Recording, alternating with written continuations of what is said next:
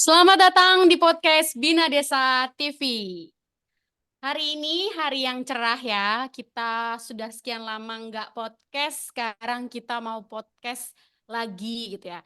Nah, hari ini tema diskusinya agak sedikit, bukan agak, tapi ini unik dan mungkin udah banyak dibahas, tapi ini menjadi penting gitu ya. Nah, tema diskusi kita tentang penggunaan pestisida di Indonesia merupakan kekerasan terhadap perempuan. Podcast kali ini untuk memperingati Hari Tanpa Pestisida Sedunia dan 16 hari anti kekerasan terhadap perempuan.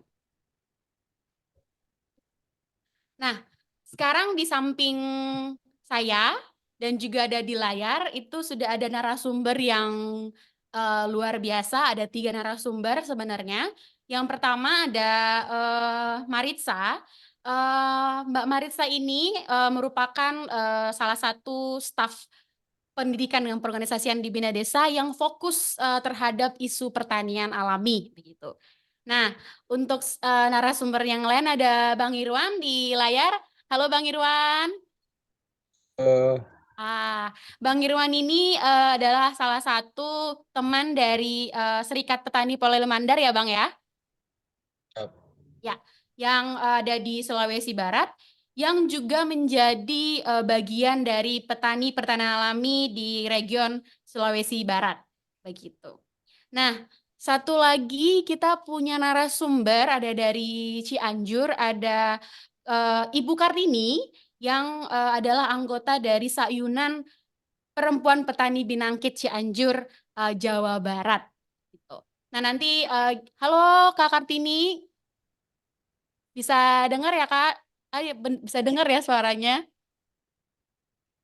Oke.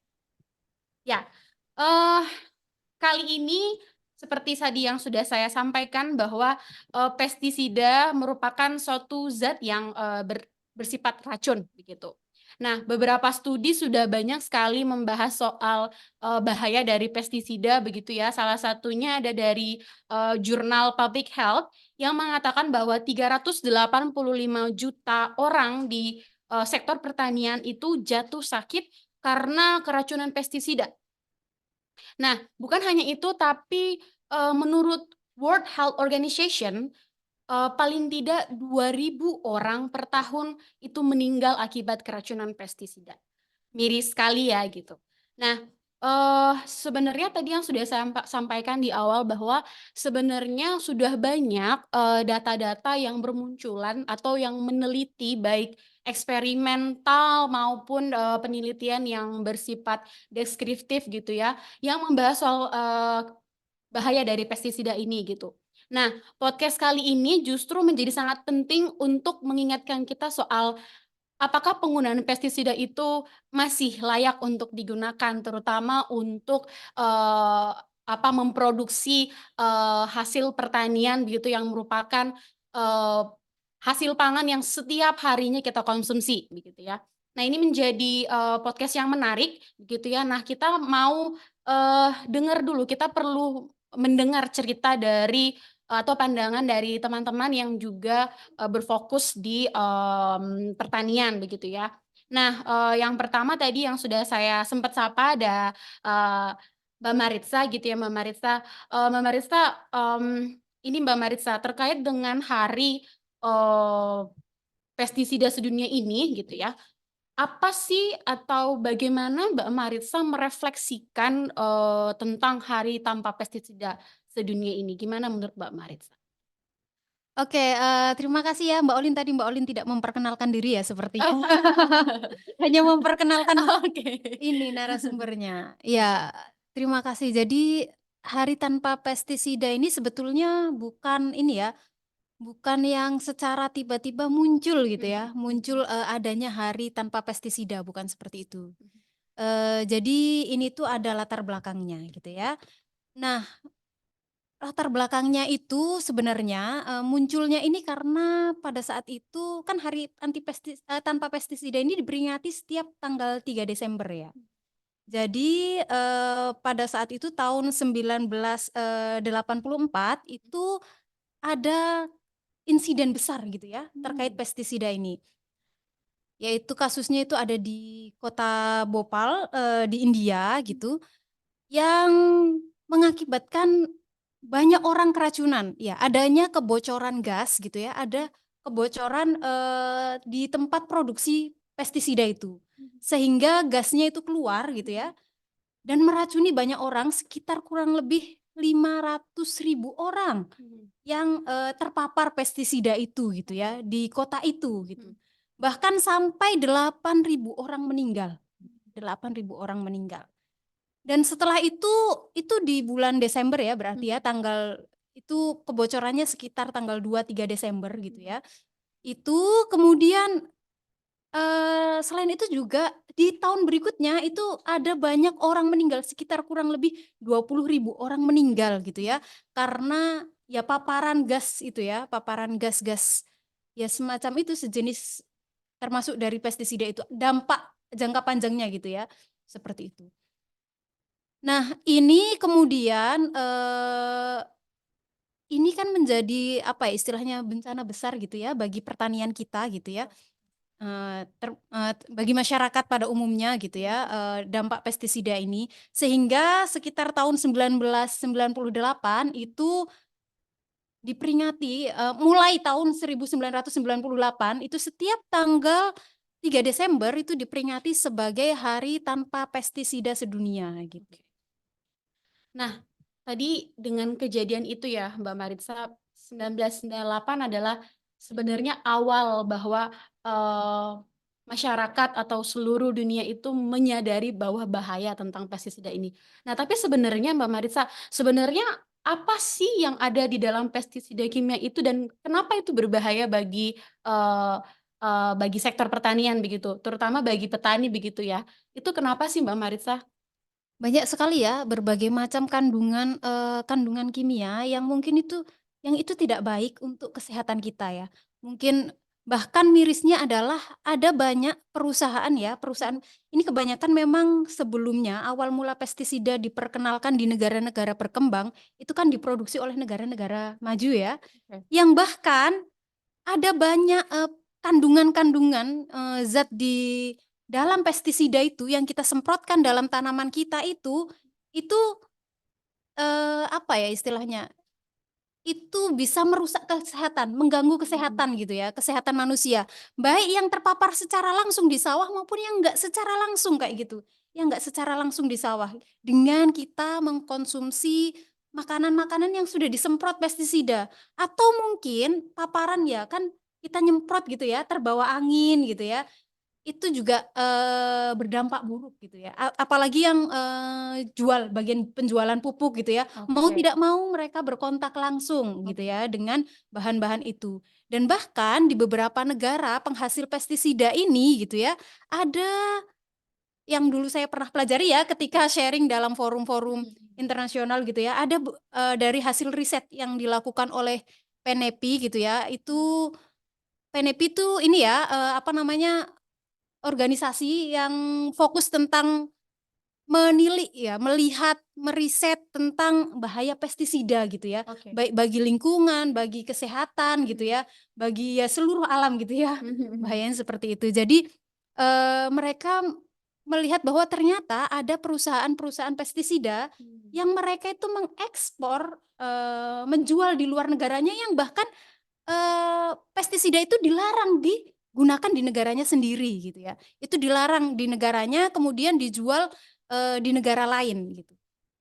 Seperti itu. Jadi Oke. memang kadang-kadang itu ini ya, kapitalisme itu ya. Iya iya. Jadi untuk mendapatkan keuntungan mereka ingin tetap sehat nih di Iya daerah iya. mereka gitu ya.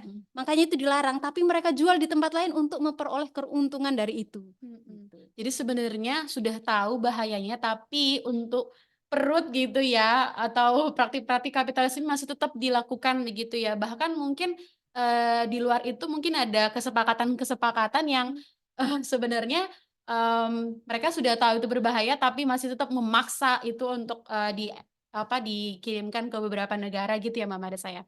Nah, kira-kira Mbak Marissa itu kan cakupannya beritanya itu dari nasional maupun internasional gitu ya.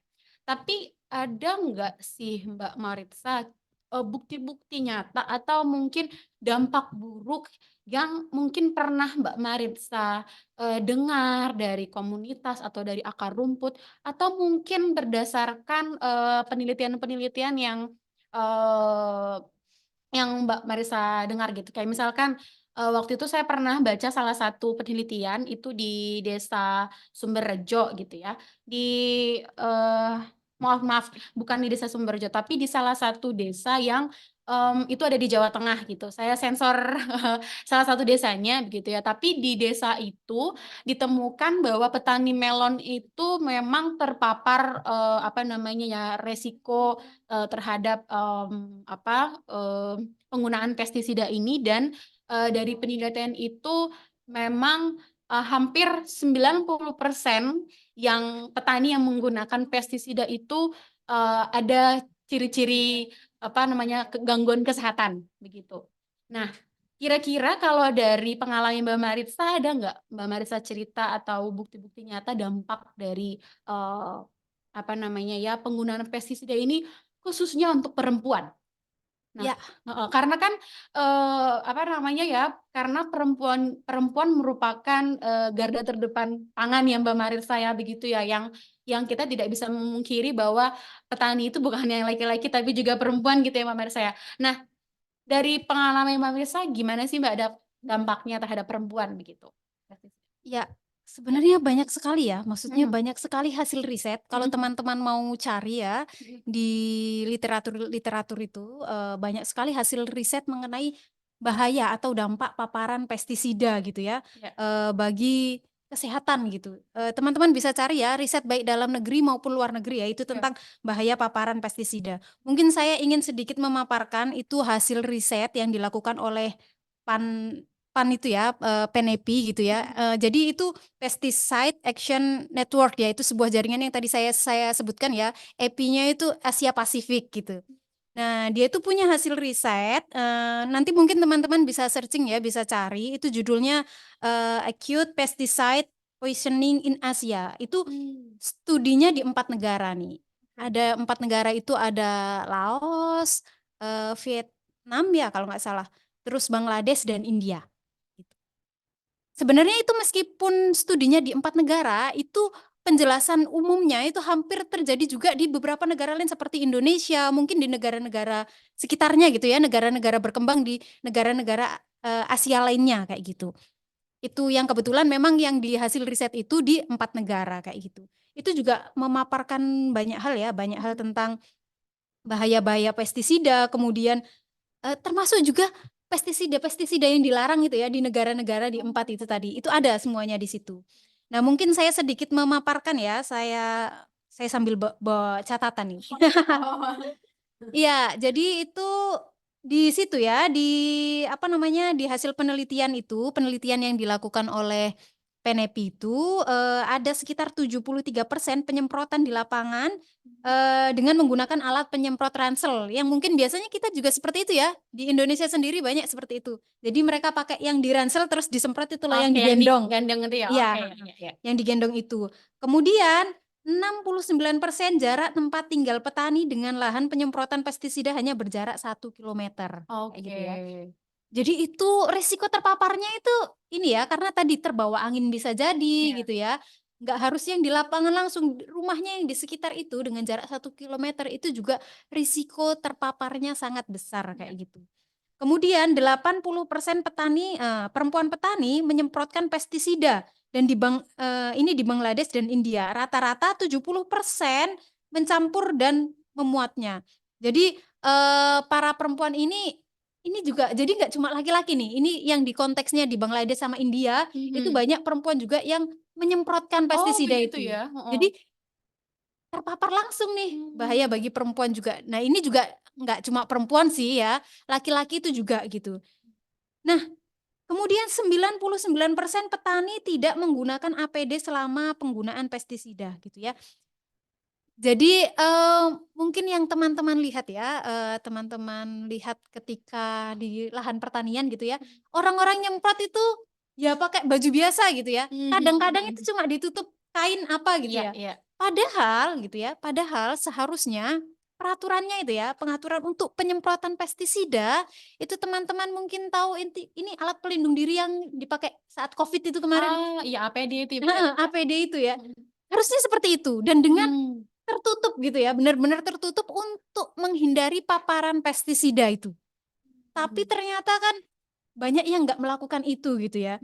Dan itu untuk semua jenis pestisida ya, apapun itu harus pakai APD. Iya gitu Oh, ya. oke oke. Untuk pestisida-pestisida kimia itu ya yang kita beli itu ya, yang dibeli dihasilkan oleh perusahaan pestisida kimia itu tadi.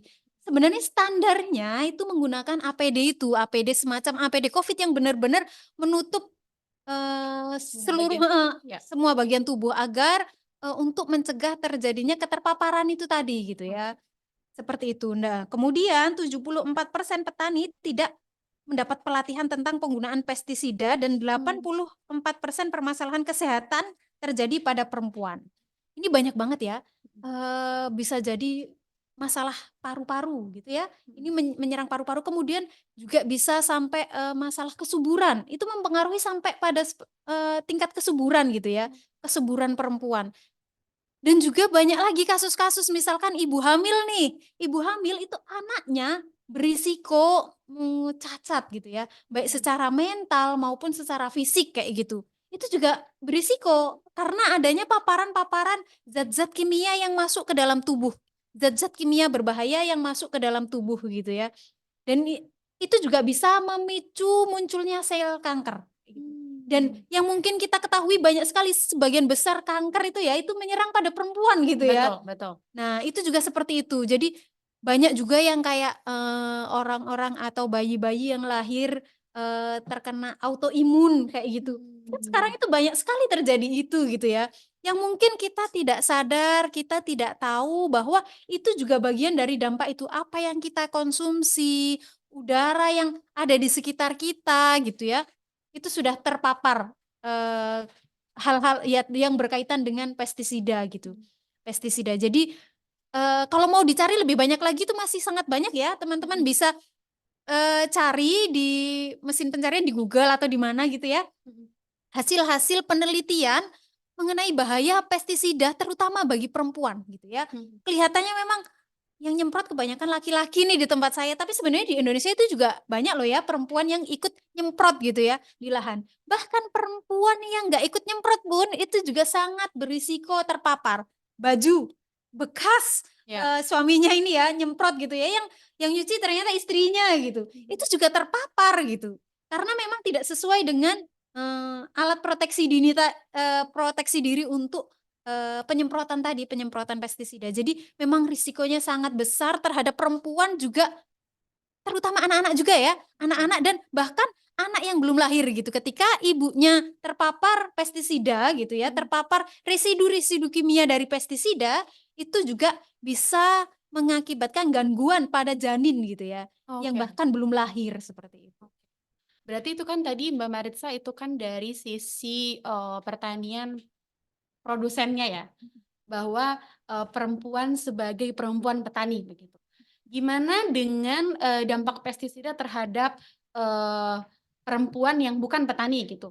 Kayak kita ini, itu ada ininya nggak, Mbak? Ada informasi tentang itu nggak? Apakah memang ini pestisida ini hanya membahayakan bagi perempuan petani saja gitu, yang mungkin tadi dari baju atau mungkin dari makanan ya? Jadi kan mungkin makanannya makanan bekal di sawah tuh nggak ditutup, mungkin itu kan bisa juga beresiko untuk terkena apa namanya bahaya pestisida. Tapi untuk di sisi perempuan sebagai konsumen hasil pertanian itu ada nggak Mbak bahaya si pestisida itu? Ada gitu ya.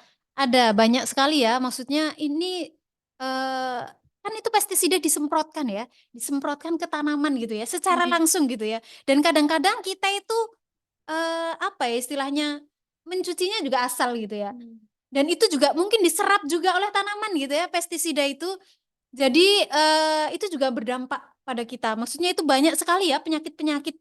Sekarang itu mungkin teman-teman usia baru masuk 50 atau bahkan belum 50 itu udah banyak penyakit-penyakit segala macam ya. diabetes, darah tinggi, terus kolesterol dan segala macam gitu ya. Itu juga akibat pola konsumsi kita. Nggak harus misalkan saya nggak pernah ke sawah, saya jauh dari sawah, tapi Ya. apa yang kita konsumsi, hasil pangan kita itu ya dari hasil pertanian itu juga ya selain masalah pengolahan ya, tapi sumbernya itu juga gitu ya. Itu juga memiliki risiko gitu ya, berdampak pada kondisi kesehatan kita gitu ya. Disemprotkan kemudian ya kayaknya hampir semua jenis tanaman ya Iya, yang kita konsumsi gitu. betul. Itu mengandung ya disemprot pestisida, entah sayuran, Iya. entah beras, entah atau bumbu-bumbu dapur itu kadang juga menggunakan pestisida sehingga kayaknya itu menambah semakin banyak. Jadi sedikit-sedikit residu itu masuk ke dalam tubuh kita, makanya itu nggak berasa gitu. Tiba-tiba di umur sekian itu sudah menumpuk dan menjadi penyakit kayak gitu. Makanya sekarang itu penyakit, kalau dulu katanya orang-orang penyakit, maksudnya muncul penyakit di atas umur 60 kayak gitu. Sekarang enggak, masih muda-muda Masih juga udah muda-muda banyak ya. gitu ya. Udah ya kolesterol, diabetes, Iya. darah tinggi dan lain sebagainya, banyak sekali gitu ya. Oke. Nah, berarti memang tadi bahwa bahaya pestisida itu bukan hanya beresiko pada perempuan petani ya, Mbak Maritza, tapi juga berbahaya atau mengancam perempuan sebagai konsumen. Berarti bukan hanya perempuan saja, tapi laki-laki yang dia bukan petani atau mungkin yang kita masyarakat umum juga berdampak akibat pestisida ini, begitu ya. Nah, miris sekali ya Mbak Maritza. Nah, untuk yang terakhir nih Mbak Maritza. Nah, dengan kondisi yang sudah Mbak Maritza jelaskan tadi, kira-kira apa sih upaya yang sudah dilakukan untuk mengatasi permasalahan ini Mbak Maritza? Terutama dari Bina Desa begitu ya. Kalau tadi saya sudah menyampaikan juga bahwa di Bina Desa itu ada isu strategi soal pertanian alami gitu. Apakah ada upaya untuk mengatasi bahaya pestisida ini? Ya, ini menarik ya, karena sejak masa revolusi hijau di Indonesia, masuknya revolusi hijau di Indonesia yang semuanya serba pestisida gitu ya, semuanya serba kimia, pupuknya kimia, pestisida kimia, bahkan apa namanya, bibit atau benihnya itu semuanya itu udah diatur gitu, yang diproduksi oleh perusahaan-perusahaan yang kita nggak tahu nih ini apa yang dicampurkan di sini gitu ya, yang orang-orang melihat bahwa hasilnya bagus, yang demikian rupa gitu ya. Nah, kalau kita kembali ke sistem pertanian zaman dahulu gitu ya. Tapi nggak harus yang maksudnya kita itu punya kearifan lokal gitu ya. Kearifan lokal yang kita melihat pertanian alami. Kita menyebutnya istilah pertanian alami ya. Mungkin mirip ya hampir samalah dengan pertanian organik gitu ya. Cuman kalau pertanian alami ini semua bahan-bahannya itu dibuat sendiri oleh petani dan itu dari bahan alami lokal gitu ya, dari bahan alam-alam lokal. Jadi mungkin nanti di Sulawesi itu akan berbeda dengan di Sumatera, akan berbeda dengan Jawa. Bahkan sesama Jawa pun Jawa Timur, Jawa Tengah, Jawa Barat itu akan berbeda gitu ya.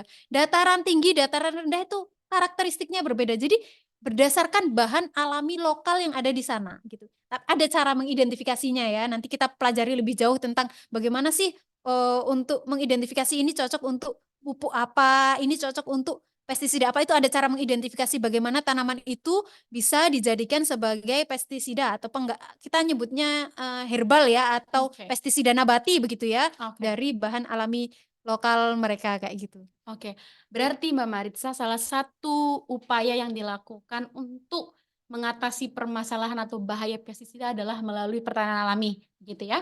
Oke, nah ini menarik sekali nih karena kita sudah terhubung dengan Bang Irwan. Ya, halo Bang Irwan. Iya, Mbak. Oke, nah Bang Irwan ini kan salah satu pegiat pertanian alami. Benar, Mbak. Ya, nah sekarang masih aktif pertanian alami nggak Bang kira-kira? Harus dipastikan dulu nih, dikoreksi dulu nih. Masih Masih, aktif Mbak, nggak Bang? masih. Oke, kira-kira Bang Irwan udah berapa lama sih Bang berpraktik pertanian alami itu dari sejak kapan sih atau berapa lama? Berpraktik pertanian alami itu sejak awal 2014. 2014 berarti berapa tahun itu Bang? Mohon maaf Bang, matematikanya agak ini nih. 9 tahun. 9 tahun ya? Iya, sekarang Oke. ini sudah 9 ya. Wah, udah kalau anak tuh udah SD ya Bang ya, jadi kalau 9 tahun. Nah, Bang Irwan ini menarik nih Bang, selama 9 tahun itu kan pasti ada Bang Irwan kan berproses gitu ya Bang. Ada naik turunnya gitu ya Bang ya. Nah, tapi kalau kita bertahan dengan satu praktik budidaya pertanian, berarti kan ini masih dugaan saya Bang, ini bermanfaat begitu ya buat Bang Irwan sendiri gitu. Nah, kira-kira Bang, selama menerapkan pertanian alami ini, kira-kira apa manfaat yang sudah dirasakan oleh Bang Irwan? Banyak ya Mbak ya.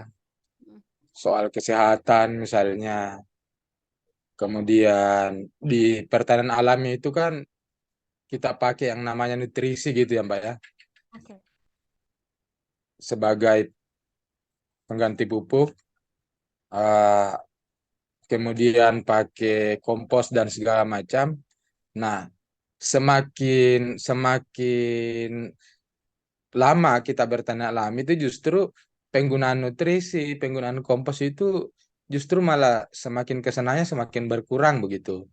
Nah, Oke. misalnya begini, dulu penggunaan nutrisi di awal-awal itu kita sampai 8, 9, bahkan 10 kali menyemprot sampai panen gitu.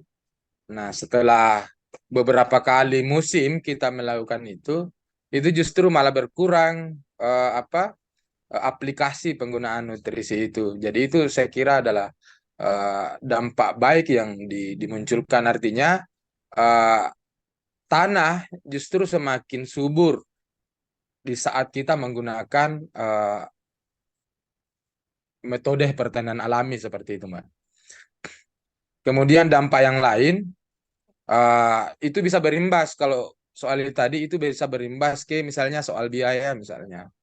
Nah, soal biaya produksi yang kita gunakan dalam proses bertanian alami itu tidak jauh sekali jika mau dibandingkan dengan pertanian yang menggunakan input kimia yang berlebihan. Nah, kemudian yang kedua, dari sisi kesehatan. Nah, dari sisi kesehatan itu juga sangat nampak. Ada beberapa apa ya?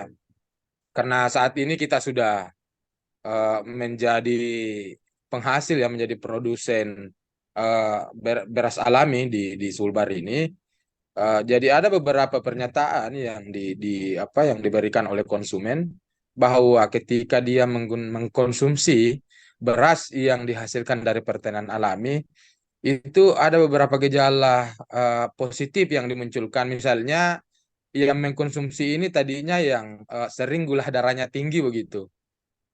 Dia Hmm. kalau biasa kontrol ke rumah sakit itu gula darahnya bisa sampai 300 bahkan sampai 400. Setelah rutin mengkonsumsi beras alami itu justru bisa kembali normal. Oke. Itu untuk gula darah. Kemudian ada lagi yang lain. Misalnya eh, dia gampang sakit-sakitan begitu. Nah, setelah mengkonsumsi beras alami, dia justru malah bisa lebih stabil dan tidak mudah sakit begitu. Oke. Nah, saya berharap Mbak tidak bertanya kenapa bisa begitu ya. Iya, karena Lihat ini kita sendiri sering Bang. mendapatkan pernyataan itu juga. Ya. Jadi saya sering jawab kalau misalnya dia bertanya kok bisa seperti itu, saya bilang, nah ini mungkin karena yang kita pakai adalah bahan-bahan alami yang kita tahu persis Ya. bahan yang kita gunakan ini adalah juga boleh dikonsumsi oleh manusia sendiri begitu. Kalau ditanya kandungan dan lain-lain sebagainya sehingga bisa menstabilkan misalnya kayak gula darah dan tidak mudah sakit itu agak sulit karena itu harus bicara medis begitu. Ya, ya. Oke. Harus penelitian dulu ya Bang, nanti kita buat Iya, penelitian kalau semoga mau ya. jatuh. Tapi itu pernyataan-pernyataan yang dilontarkan oleh konsumen. Nah, ada juga nih yang sampai hari ini juga berpraktik pertanian alami. Dulunya sebelum dia mengkonsumsi pertanian alami itu tangannya sering begini, Pak. Tiba-tiba saya begini. Tremor gitu, apa kayak ini? Kayak Apa stroke sih gitu ya? istilahnya itu? Ya hampir begitu, begini tangannya. Hmm. Kayak orang kejang-kejang begitu. Oke, iya, iya, Agaknya iya. sekali. Nah, nanti pada saat mengkonsumsi beras alami itu berhenti sendiri. Hmm. Oke. Setelah berapa lama mengkonsumsi ini Bang, beras alami dia berhenti Eh, kijang itu? Dia mengkonsumsinya kurang lebih 6 bulan. Hmm.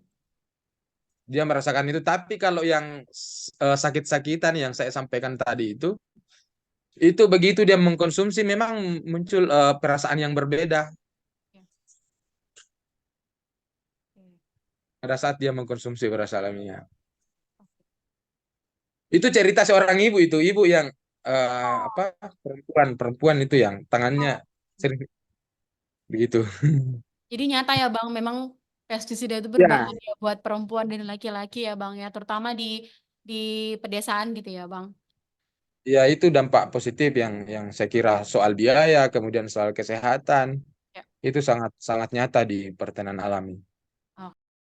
Nah, itu tadi pemaparan dari Bang Irwan soal manfaat pertanian alami ya, Bang. Nah, ini Bang, kira-kira Bang, Bang Irwan bisa menceritakan nggak ya Bang, kira-kira eh, bagaimana sih sebenarnya pertanian alami itu mampu menghindari penggunaan pestisida kimia gitu Bang? Apa sih yang ada di pertanian alami itu gitu, sehingga itu tadi bisa berdampak positif terhadap kesehatan orang yang mengkonsumsi pertanian alami? Apa sih Bang sebenarnya yang eh, ada di pertanian alami itu?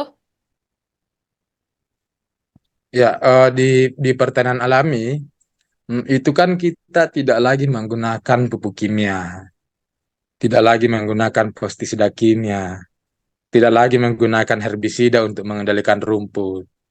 Nah, di pertanian alami, semua bahan yang dibutuhkan untuk eh, memenuhi kebutuhan eh, tanaman untuk menjamin pertumbuhannya, itu kita menggunakan tanaman atau tumbuhan yang apa bisa juga dikonsumsi oleh manusia. Itu yang kita gunakan. Nah, contoh misalnya kita apa untuk menguatkan batang biasanya kita pakai rebung bambu yang kita tahu bersama bahwa rebung bambu itu kan bisa dikonsumsi juga oleh manusia ya. Ya, betul. Nah, tinggal rebung bambu kemudian kita campur dengan gula merah, difermentasi dan itu tidak lama difermentasi hanya seminggu itu sudah bisa diaplikasikan di tanaman. Nah, seperti itu apa salah satu proses yang apa eh, yang kita gunakan di pertanian alami ini sehingga kita tidak lagi menggunakan bahan-bahan kimia sintetik yang kita ketahui bersama bahwa itu sangat berbahaya bagi kita. Kadang-kadang teman-teman itu kalau saat mengaplikasikan apa nutrisi di tanamannya, kadang-kadang mereka bersenda gurau sambil menyemprot ke mulut misalnya dan lain-lain Agak sebagainya. berbahaya gitu Ya ya itu Bang dia, ya. ya itu dia ingin menunjukkan bahwa ini tidak ada bahaya sama sekali loh. Ya. Sampai diminum sekalipun ini tidak akan membuat kita keracunan. Oke. Nah, Berarti seperti itu di pertanian alami. Jadi sudah bahannya kita bisa mendapatkannya lebih mudah karena kadang ya, itu disengaja ditanam untuk konsumsi ya ternyata itu bisa kita fermentasi untuk memenuhi kebutuhan nutrisi tanaman begitu. ya. Oke. Berarti Gitu, tadi Mbak. oke, berarti di pertanian alami itu dia tetap menggunakan pestisida tapi pestisida alami gitu ya, Bang? Ya. Dan itu memang tadi kata kuncinya buat dari Bang Irwan adalah bahwa di pertanian alami itu menggunakan bahan-bahan pestisida alami itu dari yang bisa dikonsumsi juga oleh manusia gitu ya. Ya. Jadi kalau Nah, kalau kalau pestisida ya, kalau pestisida sendiri, hmm? nah itu pestisida kita sebut di pertanian alami itu adalah herbal ya. Oh, Karena hampir semua yang kita gunakan itu adalah tanaman herbal yang biasa diobati untuk manusia, itu juga yang kita pakai. Atau menggunakan bahan bumbu yang biasa dipakai untuk menambah cita rasa makanan begitu.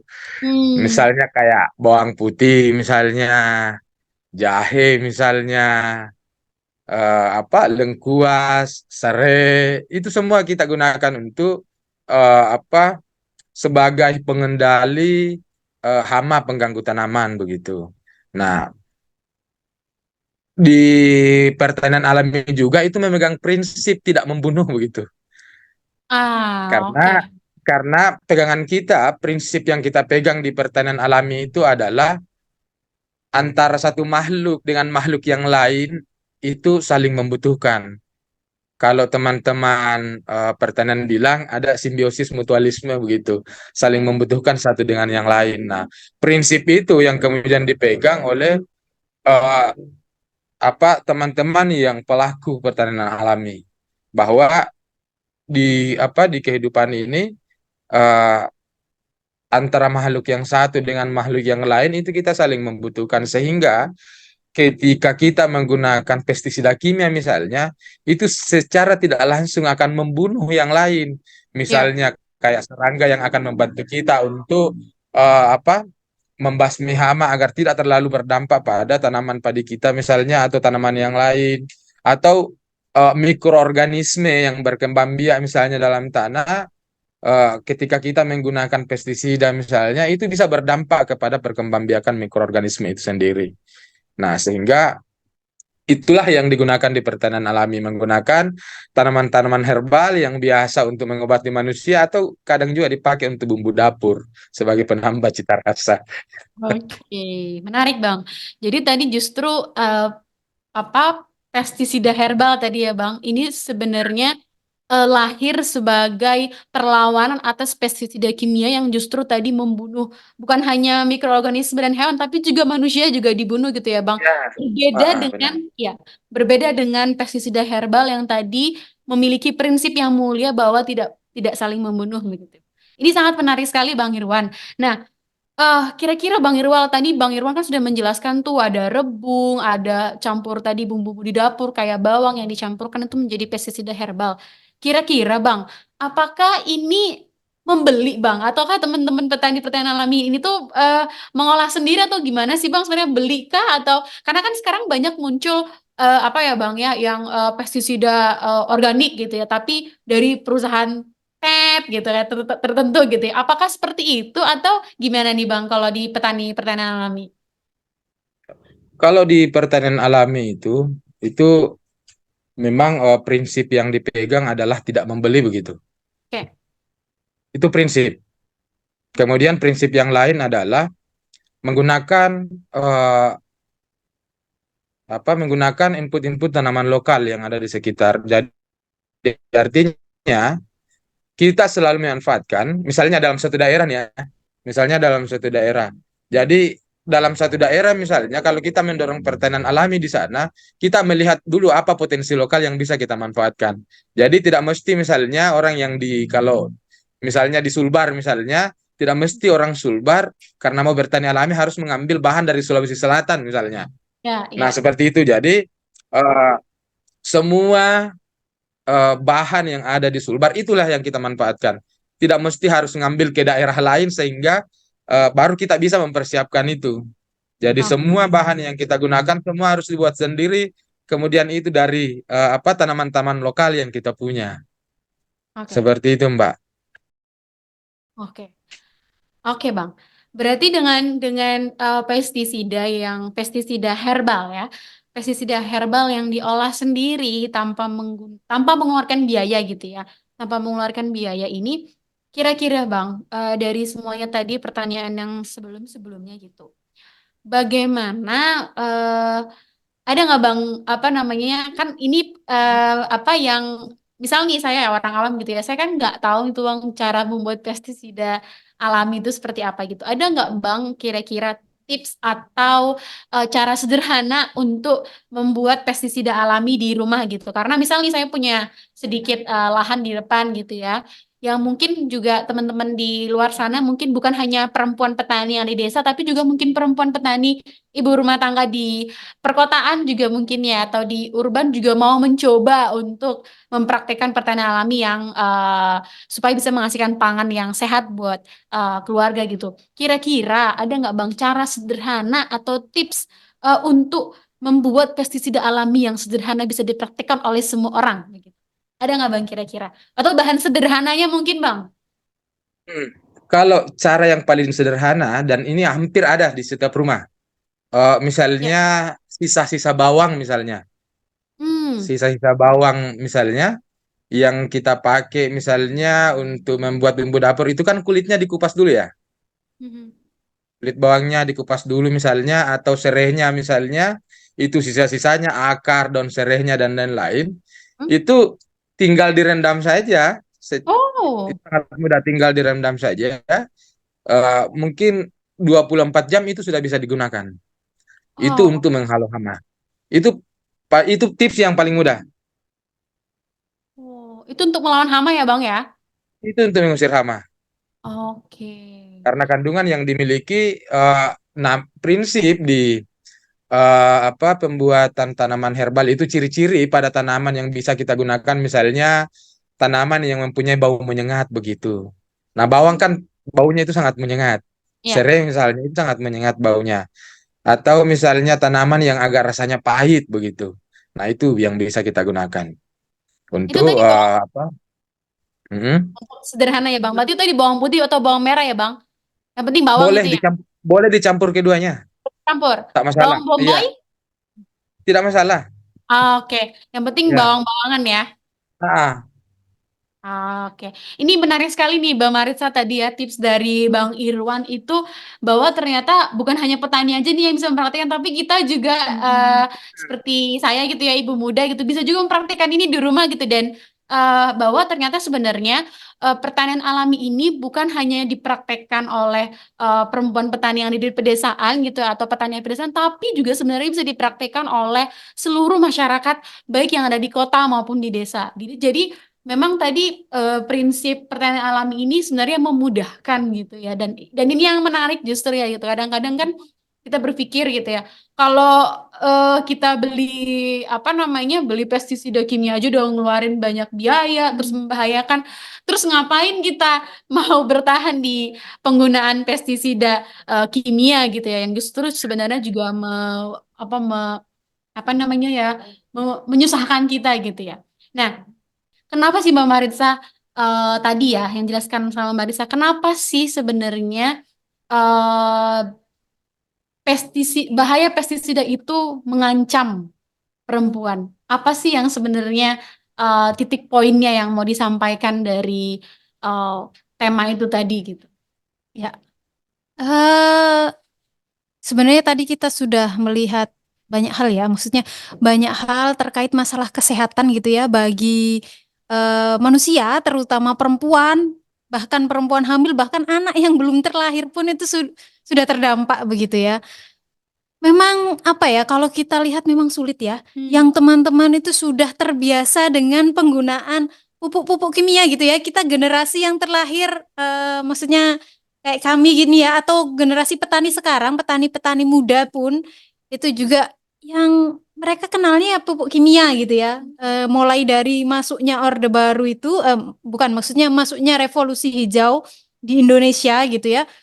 Jadi dan itu sudah dilakukan turun-temurun, maksudnya bertahun-tahun dan diturunkan gitu ya, sehingga untuk beralih dari kimia ke pertanian alami itu kayak masih ragu gitu ya, kayak Oke.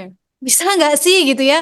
Orang kita pakai pupuk pupuk aja hasilnya turun, apalagi nggak pakai pupuk kayak gitu kan?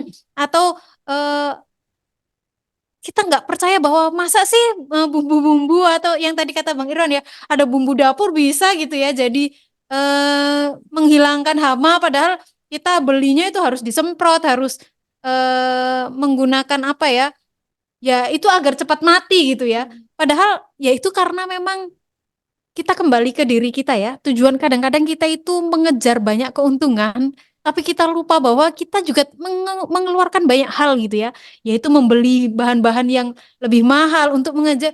Jadi untuk mengejar keuntungan itu padahal selain kita rugi secara biaya, kita juga rugi secara itu tadi kesehatan, risiko-risiko baik diri kita sendiri, keluarga kita gitu ya. Juga seperti yang dijelaskan Bang Irwan tadi bahwa justru pengeluaran lebih besar gitu ya Bang Irwan. Kalau kita pakai bekas-bekas bumbu dapur kan itu ini ya maksudnya lebih sedikit gitu ya. Jadi memang kita perlu perlahan gitu ya, perlahan untuk Oke. menyadarkan teman-teman, kita perlu sosialisasi, pendekatan gitu ya, bersama teman-teman yang sudah berpraktik secara langsung terkait pertanian alami ini Oke. gitu ya. Oke, menarik sekali ya. Jadi memang apa namanya, bahwa pestisida itu memang semakin menunjukkan kekerasan terhadap perempuan tadi, tapi ada cara yang bisa dilakukan adalah dengan meningkatkan literasi dan pengetahuan terhadap bahaya dari pestisida begitu ya. Nah, sekarang nih dari dua narasumber tadi ada narasumber yang sudah terhubung dari telepon lokal gitu ya. Halo, Ibu Kartini. Halo juga. Sekarang kita udah terhubung dengan Ibu Kartini dari Cianjur gitu ya. Tapi memang biar lebih deket gitu, memang kita biasanya udah panggil nenek gitu ya. Jadi saya mohon izin juga untuk memanggil nenek gitu. Nah, Nek, ya, Nek Kartini, ini kita kan lagi tadi udah ngobrol dengan Mbak Maritza dari Bina Desa dan juga Bang Irwan dari eh, Polewali Mandar. Tadi kita udah ngobrol soal bahaya dari pestisida gitu ya, dan juga bagaimana pertanian alami itu menjadi bentuk perlawanan terhadap bahaya pestisida begitu.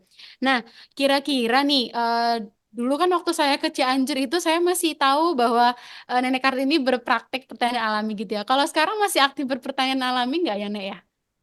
Ya sekarang sih masih Neng, cuman di sini di Sauyunan itu sekarang Sauyunannya alias organisasinya mati, bukan mati, tidur mungkin gitu, tapi pribadinya masing-masing yang dulu pernah ilmu dari Bina Desa tentang pertanian alami, terus malahan perorangan ada yang nambah gitu.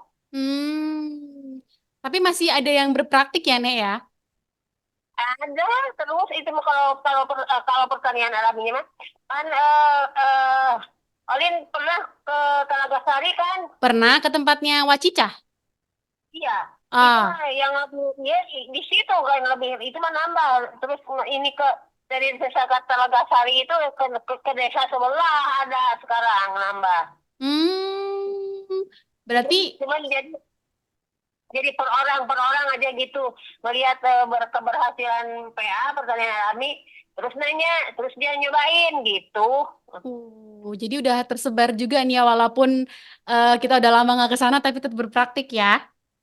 Iya. Oke. eh Nek, kita mau tanya nih, ini kan Nenek Kartini kan udah berapa lama sih berpraktik pertanian alami? Dari mulai 2016 belajar kan Buna Desa masuk ke sini 2015. Iya. 2016 nenek mulai praktek-praktek di halaman. Nenek mah kan nggak punya sawah, cuma praktek di halaman. Tetapi teman-teman yang lain yang di desa lain seperti di Gandasari sama di Talagasari kan dia pada punya sawah, prakteknya di sawah.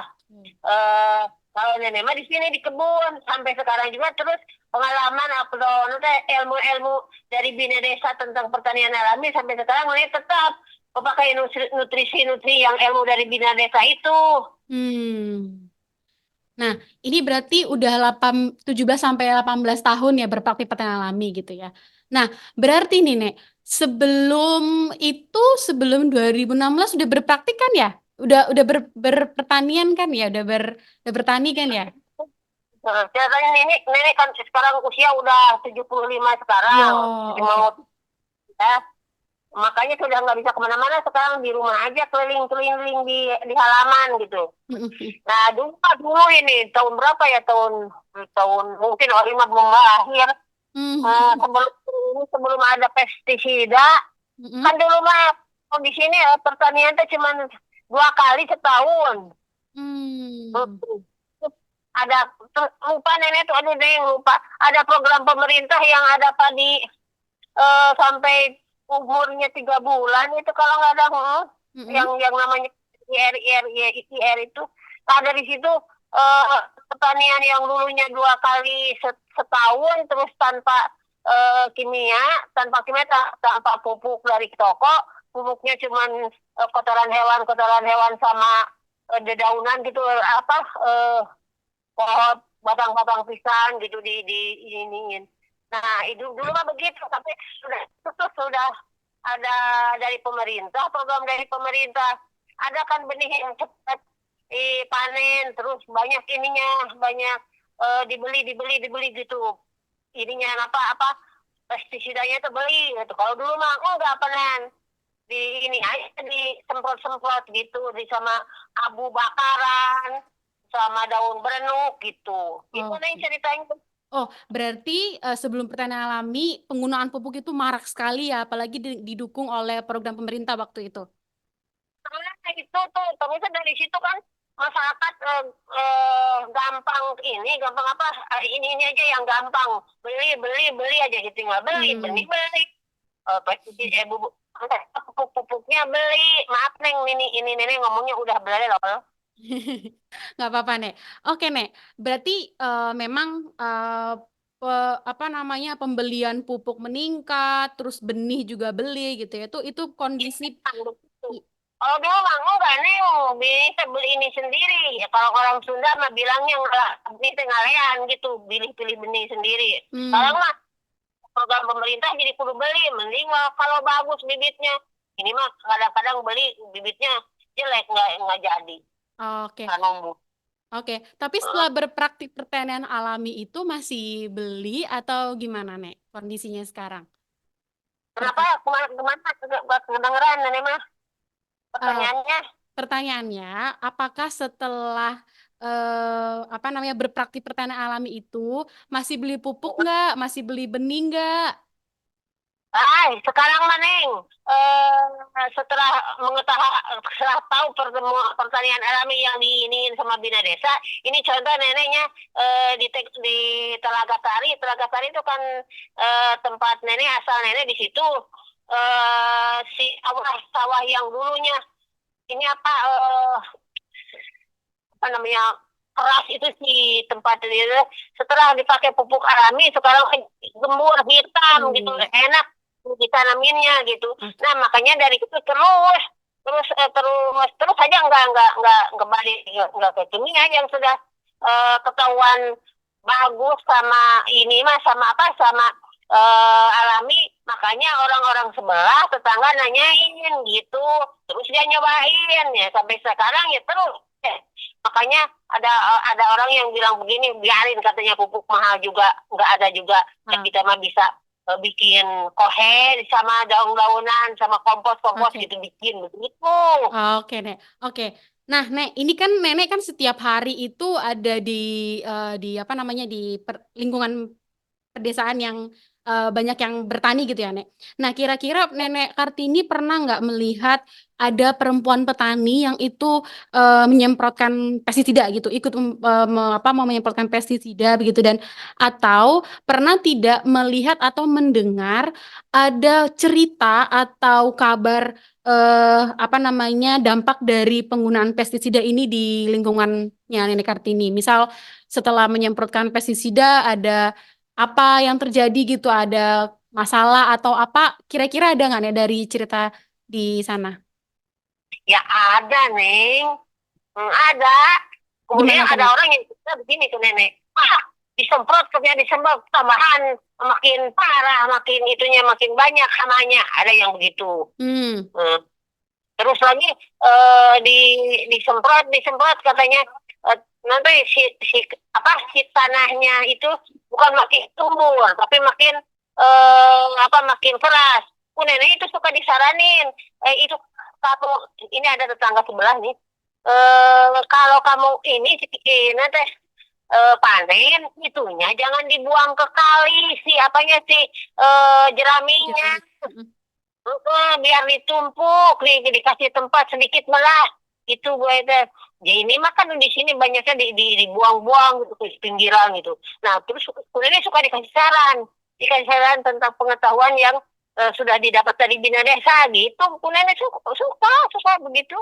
Tapi ada orang yang bilang begini juga ada, itu ada yang dikasih tahu begitu teh kamarnya dikasih tahu praktek bikin nutrisi atau bikin mikroba gitu ya.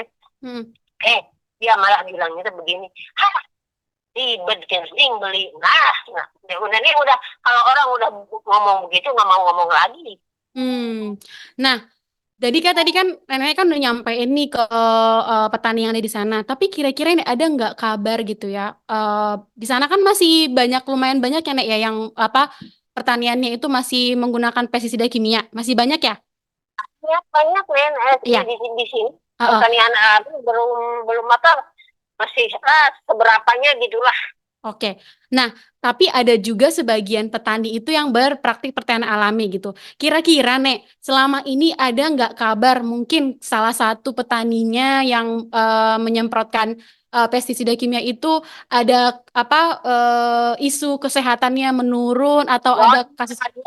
Ya, itu Nek, gimana, Nek? memang apalagi kalau mereka menyemprot nggak pakai masker. Itu cuma di sini kedengaran gimana tapi jauh dari tempat nenek, dari lingkungan nenek. Ada yang menyemprotkan terus dibawa ke puskesmas, ada tapi lupa nenek di mana, cuma dengar itu. Ada itu karena semprotan itu. Lagian nyemprotannya kan kalau kita mah nyemprot pagi, kalau nggak pagi sore gitu. Nyemprotnya udah agak siangan. Oke. Oke, Nek. Berarti ada salah satu cerita yang setelah menyemprotkan dibawa ke puskesmas gitu ya, Nek. Nah, ada Neng, cuman nenek agak jauh di desa mana tahu tuh. Kalau di sekitar di sini di nenek di lingkungan nenek enggak, di desa warga sini enggak belum kedengaran ada yang begitu. Oke. Oke, Nek. Ini, Nek. Nah, kira-kira udah ada dampaknya, udah tahu tentang pertanian alami gitu ya. Tapi kira-kira di lingkungannya nenek di desa Talaga atau mungkin di desa sekitarnya itu, apakah perempuan itu sudah mengetahui sebenarnya nih bahaya dari penggunaan pestisida kimia gitu? Sudah tahu atau mungkin udah pernah mendapat tapi sejauh ini gitu, apakah mereka sudah mengetahui bahayanya gitu, Nek? Ya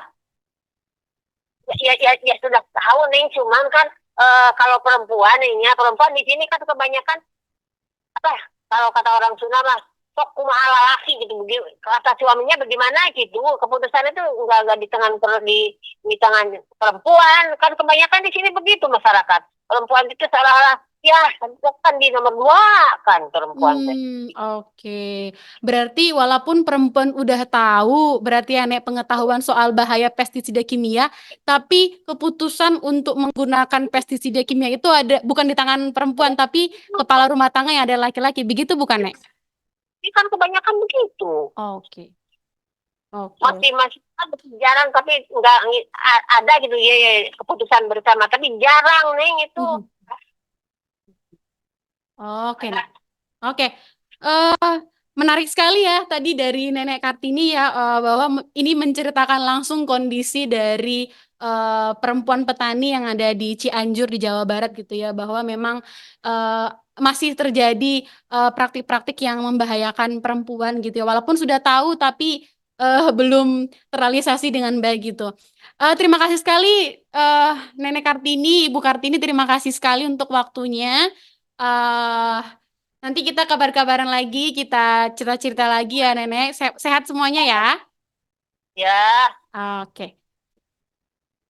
Terima kasih Nenek Kartini.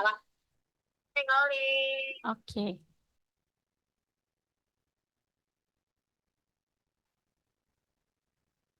Oke, tadi kita udah ngobrol sama Nenek Kartini ya,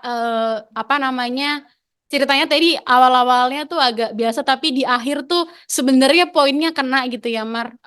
Dan Bang Irwan tadi ya, bahwa memang ternyata pengetahuan tentang bahaya pestisida kimia itu sudah ada begitu ya. Mungkin dulu pernah ada di pendidikan yang dilakukan oleh Bina Desa, atau mungkin dari sosial media gitu ya.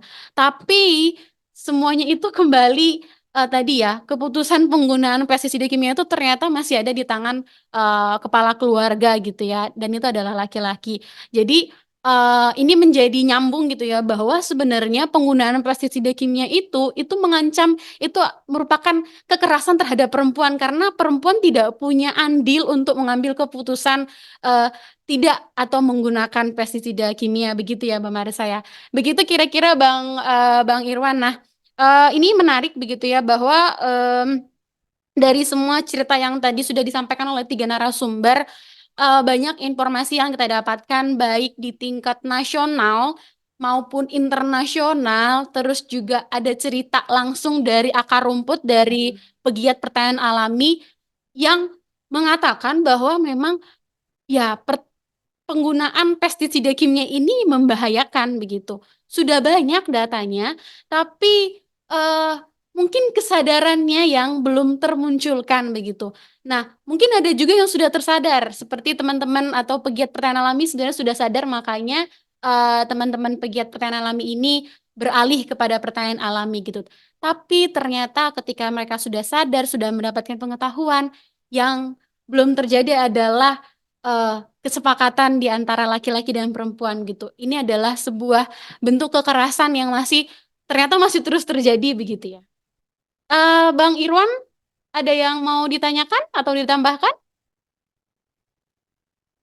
Iya, Mbak. Silakan. Eh, Ada apa ya? ya. Iya, memang seperti yang disampaikan tadi oleh Ibu Kartini itu, eh, memang ya ada juga ya yang kita temui seperti itu. Misalnya seperti ini, Eh, dia tahu dampak buruk daripada penggunaan kimia itu. Kemudian dia juga tahu bagaimana dampak positif dari mengkonsumsi hasil dari pertanian alami. Tapi ya seperti yang disampaikan Mbak Olin, bahwa kembali ke pribadinya, dia mau atau tidak meninggalkan apa pertanian kimia itu begitu. Nah, itu yang hari ini yang salah satu menjadi problem di kita dalam proses menyebarluaskan pertanian alami itu sendiri. Kira-kira itu, Mbak. Oke, siap. Terima kasih Bang Irwan untuk tambahan dan penguatannya. Oke, podcast hari ini semoga bisa membuka banyak hati dan terutama untuk penonton nanti yang akan mendengarkan ini, karena memang pestisida itu merupakan satu zat yang bersifat racun. Kalau sudah bersifat racun, sebaiknya lah kita menghindari penggunaan pestisida kimia, baik di sektor pertanian maupun dalam konsumsi kita sehari-hari. Gitu. Jadi, tadi seperti tema yang kita di awal, bahwa penggunaan pestisida di Indonesia ini merupakan salah satu bentuk kekerasan terhadap perempuan, karena ternyata perempuan belum memiliki andil dalam pengambilan keputusan, baik tidak ataupun menggunakan pestisida kimia di dalam sektor pertanian begitu. Dan sekali lagi saya mengucapkan terima kasih kepada Mbak Maritza, kepada Bang Irwan, dan juga tadi Nenek Kartini yang sudah bergabung di podcast kita kali ini. Semoga podcast ini bisa menjadi reminder atau pengingat terus-menerus, bukan hanya untuk petani di pedesaan, tapi juga untuk seluruh masyarakat Indonesia, untuk tetap menghindari penggunaan pestisida kimia dan tetap mengutamakan perempuan sebagai penggerak dan peran utama dalam penguatan pangan di Indonesia. Salam pangan, salam perempuan, dan semangat untuk kita semuanya untuk terus menghindari penggunaan pestisida kimia.